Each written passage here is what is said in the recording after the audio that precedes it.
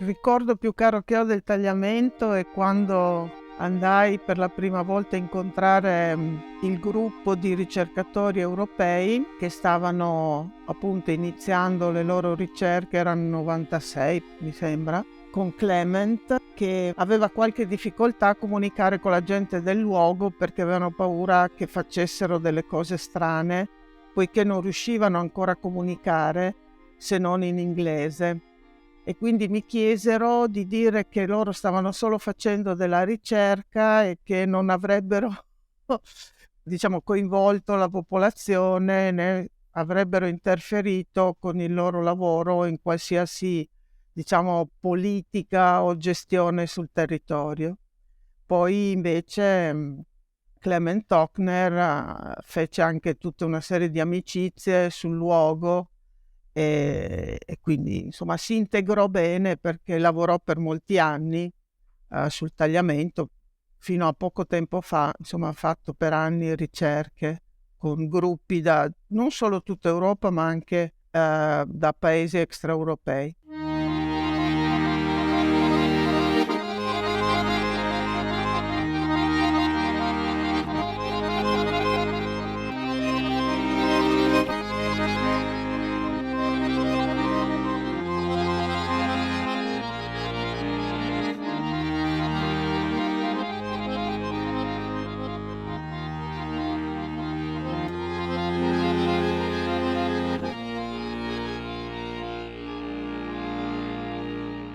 Un fiume di storie, racconti da e per il tagliamento, a cura di Legambiente del Friuli Venezia Giulia.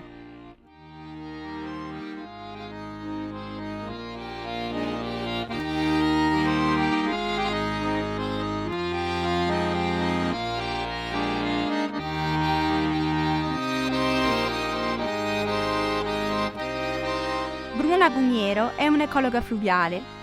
Da 27 anni insegna all'Alma Mater Studiorum, Università di Bologna.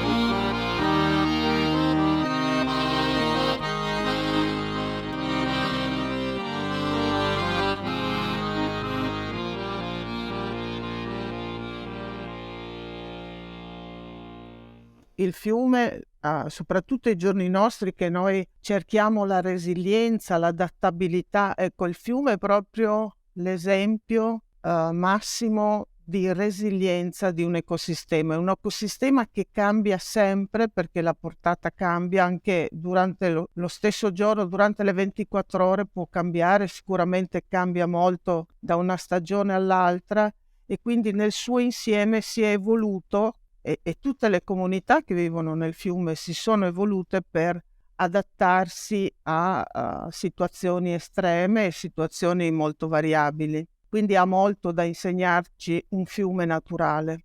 Che cos'è la citizen science e perché è importante? La citizen science è tante cose. Diciamo, sicuramente è la collaborazione e il coinvolgimento di cittadini, quindi di non esperti, in attività di ricerca, in attività di monitoraggio scientifiche. Quindi non è come spesso viene tradotta la scienza dei cittadini. No, è importante dirlo perché siccome si usa il termine inglese, è la scienza fatta dai cittadini. Perché un'attività di citizen science sia estremamente efficace è importante che ci sia la collaborazione quindi fra esperti, cittadini e istituzioni. La partecipazione è volontaria e il terzo ingrediente fondamentale è che la citizen science deve essere in grado di creare nuova conoscenza, altrimenti non è più scienza sostanzialmente. Riusciamo a fare questo individuando sistemi, metodi di monitoraggio scientifici, di misura, di analisi del territorio in questo caso, che siano sì più semplici rispetto a quelli dei tecnici e degli esperti, ma nel contempo siano validati, siano standardizzati, siano comunque dei sistemi che danno dei risultati affidabili. Questo è molto importante, infatti bisogna fare molta ricerca prima di definire che quel metodo è un metodo valido. Il fatto che siano risultati più semplici, meno dettagliati di quelli degli esperti, permette in ogni caso di dare una valutazione molto precisa delle classi di qualità, per esempio, o individuare situazioni a rischio o situazioni di pregio, oppure ancora situazioni intermedie. Quindi dal punto di vista del monitoraggio sentinella, come lo chiamo io, è validissimo, io l'ho provato tante volte ed è veramente estremamente valido per individuare le classi di qualità. È ovvio che per fare questo ci vuole un disegno sperimentale valido. La citizen science non è scaricati l'app e vai a raccogliermi dei dati. Quello può essere un'attività interessante, può dare anche dei buoni risultati, ma l'attività di citizen science richiede un disegno sperimentale in modo che si vada poi a misurare degli obiettivi. Spesso per fare un buon lavoro ci vogliono dei tempi lunghi, soprattutto per l'analisi delle acque non basta un dato da solo può voler dire poco, anzi a volte può addirittura essere fuorviante per alcuni tipi di parametri. E quindi ci vuole anche l'educazione al dato. E questa è un'altra cosa importante, perché spesso adesso si parla a livello mondiale di open science, della trasparenza, che è un punto cardine della democrazia e della democrazia attiva ancora di più.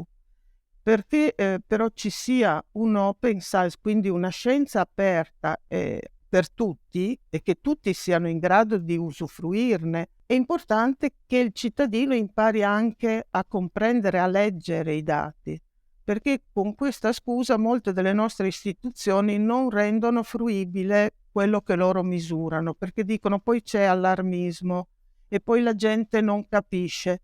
Ma allora se non capisce insegniamogli a comprendere, perché non è un ostacolo insormontabile questo.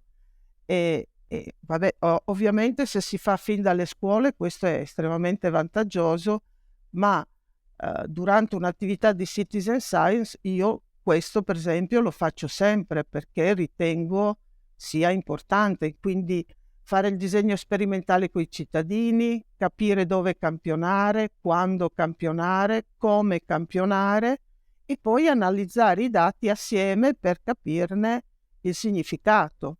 Quindi è proprio un percorso la citizen science, non è un'attività breve in genere e richiede un percorso anche complesso di conoscenza fra chi collabora, di formazione, di informazione, educazione.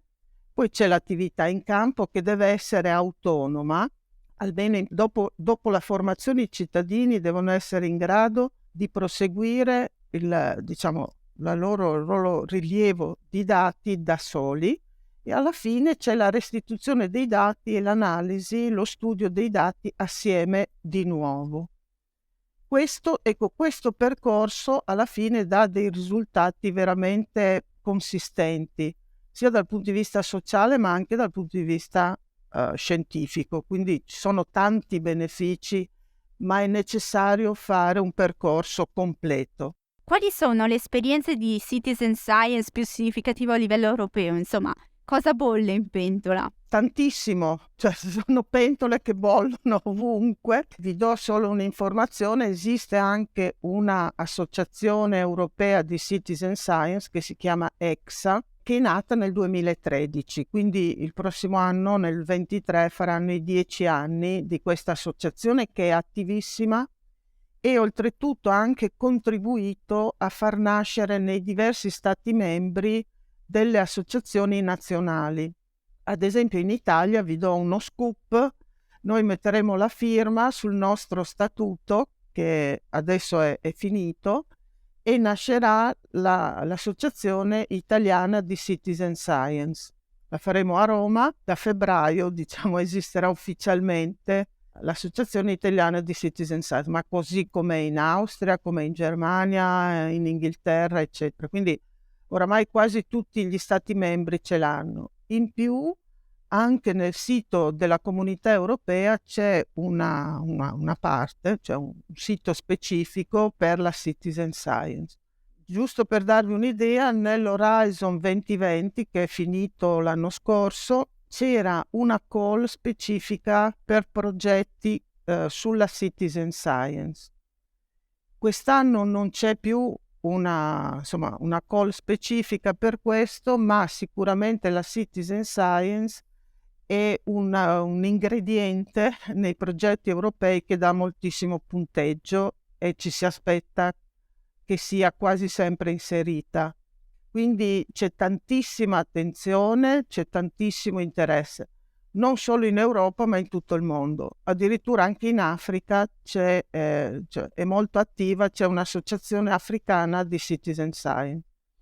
Per darvi un esempio concreto di quanto sia importante per la comunità europea la citizen science, io ho avuto modo di partecipare a un progetto che si chiamava MIX, che aveva come obiettivo generale quello di misurare l'impatto della citizen science attraverso una piattaforma in cui il coordinatore dei progetti di citizen science poteva, rispondendo a circa 200 domande, avere poi un risultato finale sull'impatto che avrebbe avuto quel progetto, oppure anche un progetto che ha in mente, un progetto nuovo che ha in mente di sviluppare. E questa piattaforma ha modo di misurare l'impatto in 5 domini: nella scienza, nell'ambiente, nella società, nella governance e nell'economia. E dopo aver inserito tutte le domande e ricevere, un punteggio, vengono dati anche dei suggerimenti per come migliorare, incrementare l'impatto di questi progetti. E per esempio noi come caso studio abbiamo scelto il Mar Zenego nel Veneto, ma ci sono stati ovviamente altri casi studio che ci hanno permesso in tutta Europa di validare questa piattaforma, che però adesso da poco è a disposizione gratuita ovviamente a tutti quelli che vogliono avere un'idea di quanto impatterà del risultato del progetto di citizen science. Quindi serve un po' anche a fare in modo che questi progetti siano sempre più efficaci per raggiungere obiettivi importanti come l'aspetto sociale, l'economia e la governance.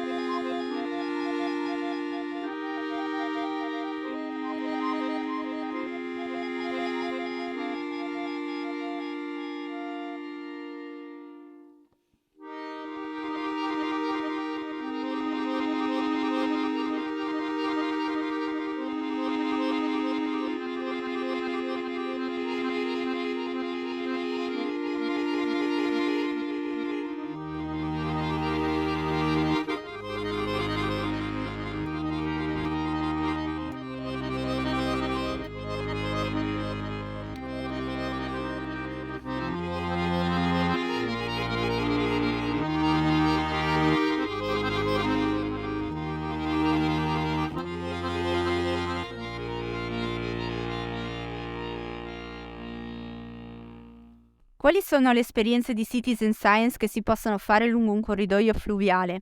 Io di solito inizio con la metodologia più semplice, che è quella dell'analisi della qualità delle acque, per intenderci nitrati, fosfati, torbidità, e poi la compilazione di una scheda. Per fare questo io fin dall'inizio, che è stata proprio la prima attività che ho svolto con i cittadini, collaboro con Earthwatch, meglio con il progetto Freshwater Watch. Questo progetto, che è nato nel 2012, è un progetto dove sono stati identificati dei kit sufficientemente semplici ma validi da degli esperti. È una piattaforma molto ben strutturata dove I cittadini di tutto il mondo inseriscono i dati usando la stessa metodologia, quindi hanno un database internazionale, mondiale, che crea un particolare interesse anche per i cittadini che partecipano localmente, l'idea di essere collegati a questa rete internazionale. E questa è una delle prime attività, il kit è semplice, non ci sono grossi problemi. Un'altra attività che ha creato molto interesse è stata quella della misura delle Escherichia coli. Per quale motivo? Perché ormai pensavamo che l'inquinamento organico fosse superato, tanto che non ce l'abbiamo più come misura per calcolare il buono stato ecologico nella direttiva quadro acque europea e quindi anche nelle nostre leggi, diciamo, nella nostra normativa.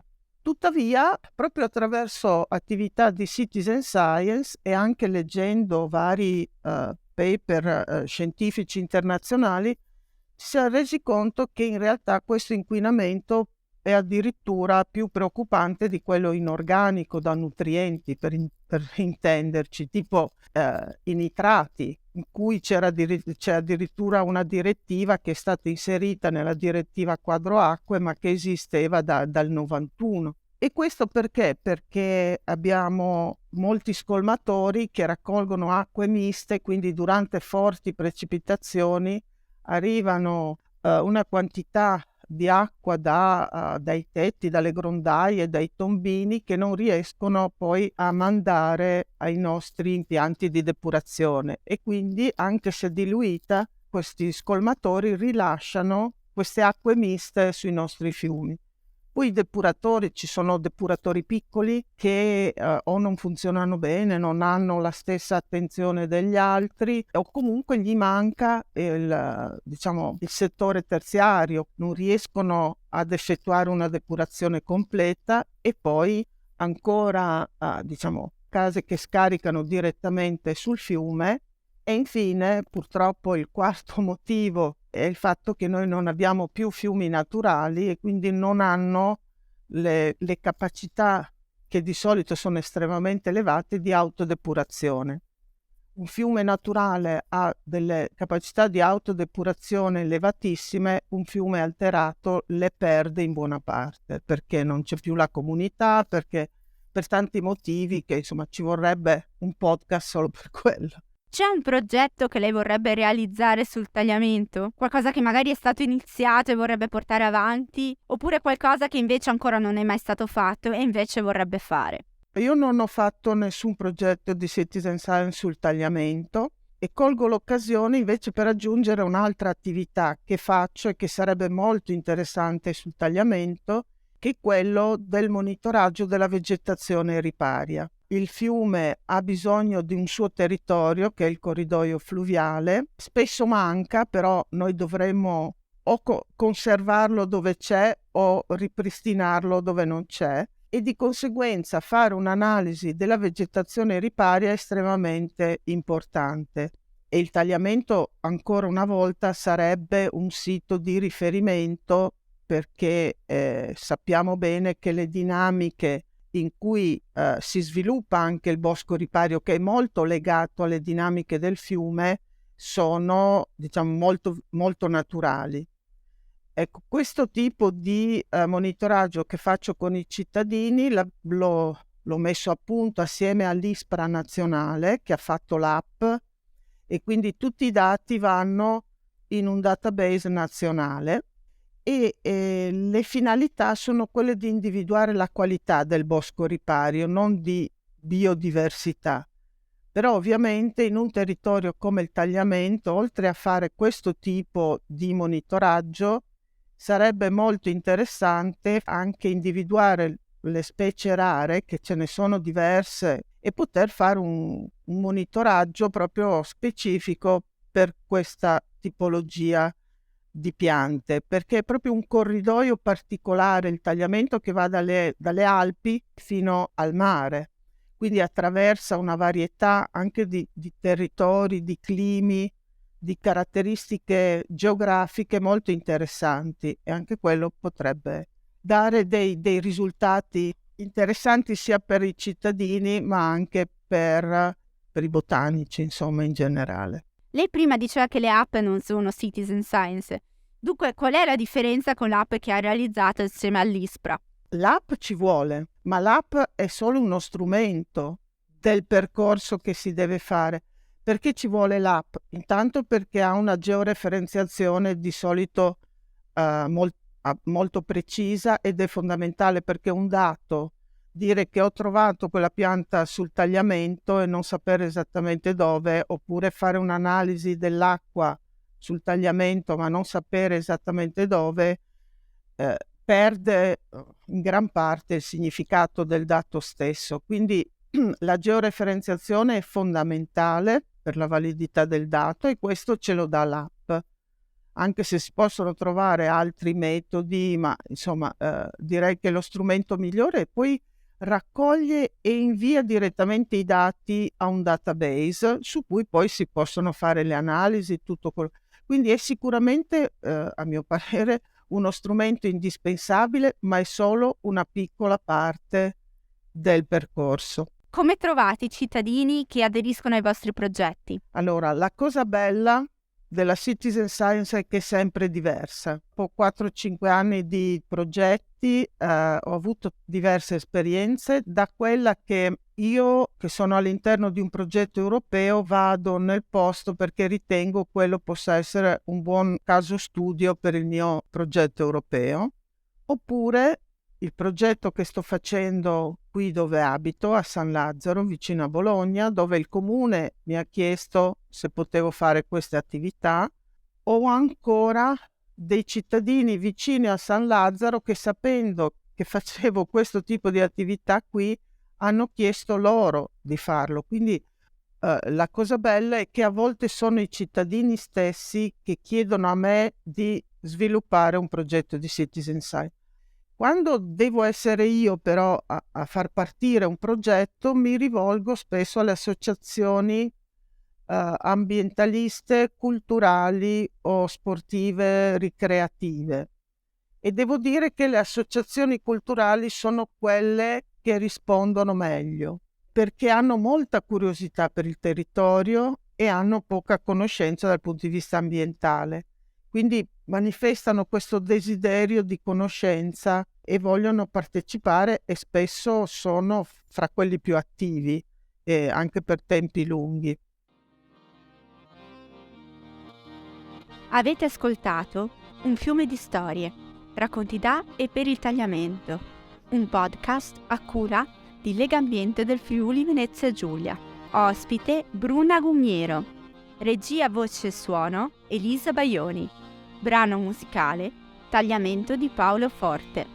Un fiume di storie fa parte di Percorsi intrecciati sul tagliamento, un progetto dedicato al fiume e a chi lo vive, e finanziato dalla Regione Autonoma Friuli Venezia Giulia. Sono partner IGB, Leibniz Institute of Freshwater Ecology and Inland Fisheries di Berlino, Ecomuseo delle Acque del Gemonese, CEVI, Centro di Volontariato Internazionale, ISIS Solari di Tolmezzo, ISIS Enrico Mattei di Latisana Lignano Sabbiadoro, Associazione Menti Libere di Lignano e FIAB Friuli Venezia Giulia.